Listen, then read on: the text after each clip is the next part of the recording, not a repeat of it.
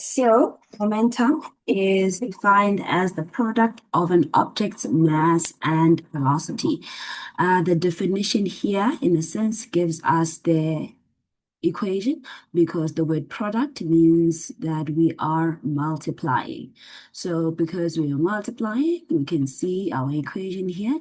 It's going to be the product of our mass and our velocity. Our mass is given in kilograms. Our velocity is meters per second. Therefore, our momentum would be equals to kilograms meters per second. Now, because our velocity is a vector, it implies that the momentum would also be a vector. It needs to then have both magnitude and direction. When an object changes its velocity, then it will experience a change in momentum. So if we change our velocity, we change the momentum. If the object changes direction when changing velocity, it will experience a much greater change in momentum than if it didn't change directions at all. So changing direction has more momentum than just changing magnitude of momentum.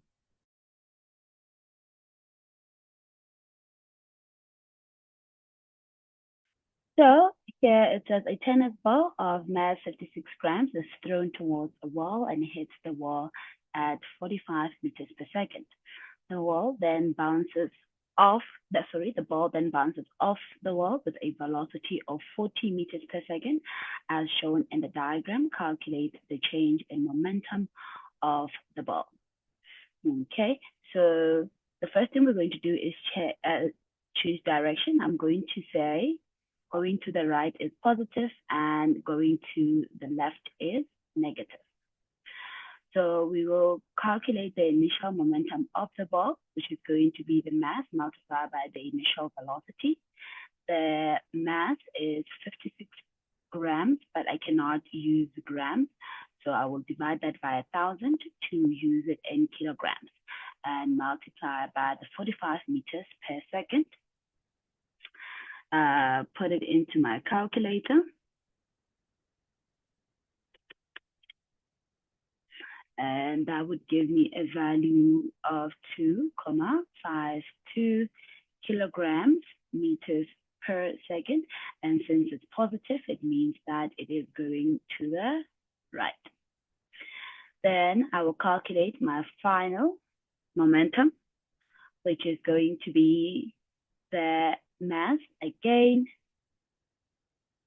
multiplied by final velocity. Since the final velocity is going to the left, it's going to be a negative 40. And that's going to give me a value of a negative 2,24 kilograms per meter second. And if I take that if I take into consideration the negative value, that means 2,4 kilograms meters per second to the left. Now, a change in momentum would be the final momentum minus the initial momentum. My final momentum is minus 2,24, and my initial momentum is 2,52. I'll substitute that into my equation and get a final value of negative 4,76 kilogram meters per second.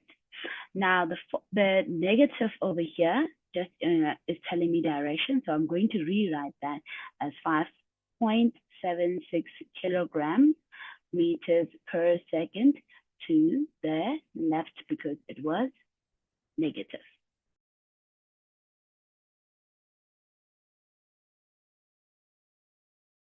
If you can remember, we spoke about momentum using the Newton's third law that told us that the force that is going to be felt by object A must be equal to the force that is going to be felt by object B, just in opposite direction.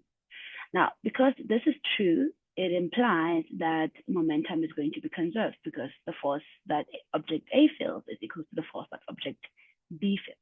So we're going to be following these ideas here, that the total momentum of all objects is added up before the collision. The total momentum of all objects is added up after the collision. And we are going to be expected to either find a velocity before the collision or velocity after the collision, because we are saying that momentum is being conserved at this point. You could have a scenario where you have object 1 crashing into object 2, and after the 2 crashes, they remain apart from each other. And because we said the initial momentum must be equal to the final momentum, we will sum up all the momentums on before it happened and sum the momentums after it happened, and these two must be equal to each other. So they could give you all the values here except for one and ask you to calculate one of these values. So another scenario we can have is where the two are going to collide, and after they collide, they stick together. So because they stick together, we're going to count them as one, and you will see here for the final momentum, we've chosen to sum up their mass together, and they will have the same final velocity. The initial velocity might be different, but the final velocity is then going to be equal to each other.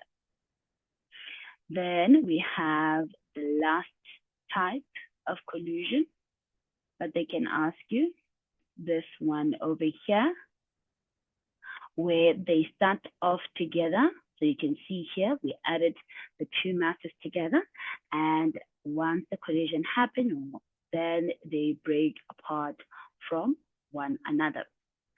Now, when these collisions happen, the collisions could either be elastic or inelastic.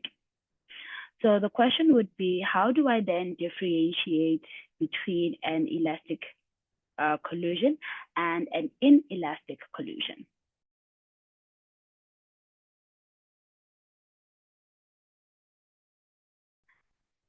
When we look at collisions, we're going to look at two things. We're going to look at momentum, and we're going to look at also kinetic energy.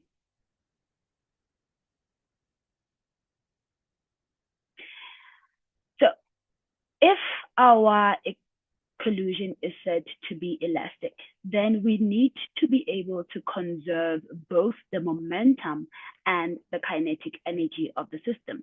The kinetic energy of the system will be calculated using 1/2 mv squared. So you're going to calculate the initial kinetic energy of the total system and calculate the final energy of the total system. And if the kinetic energy you started with, your initial kinetic energy, is equals to your final kinetic energy, then you can say that the collision was elastic. Now, if only momentum is conserved, then the collision was inelastic. You will see this by calculating the kinetic energy, and you'll see that the kinetic energy before is not equal to the kinetic energy after.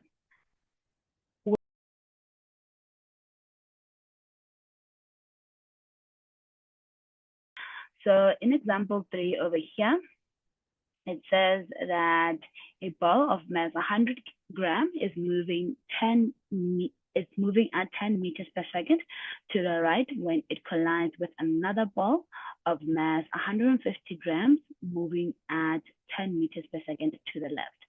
After the collision, the 100-gram ball moves with a velocity of 7 meters to the left. Question 1 wants us to calculate the velocity of the 150-gram ball after the collision. So let's see here, we're saying that momentum after must be equal to momentum before. We have 100 grams, so first let's choose. I'm going to choose right as being positive, and I'm going to choose left as being negative. Those are convenient for me. If you want to choose the opposite, that's fine. So it's moving at 10 meters to the right at first. So we have two balls. We have ball A moving to the right.